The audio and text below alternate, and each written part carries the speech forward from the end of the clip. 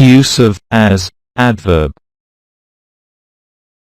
He has a lot of time but I don't have as much. Equals I have less time than he has. उसके पास बहुत समय है लेकिन मेरे पास नहीं है. मेरे पास उससे कम समय है.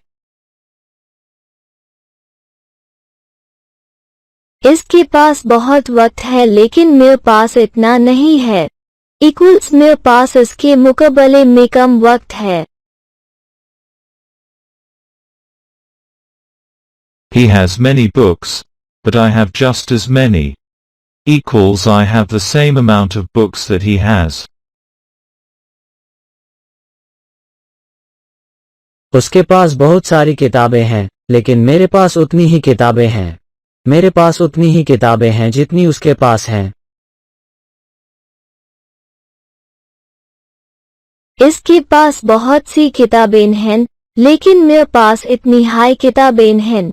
इक्वल्स मेरे पास इतनी हाई किताबें हैं जो इसके पास हैं. He was angry, but she was just as angry. वो गुस्से में था लेकिन वो उतनी ही गुस्से में थी.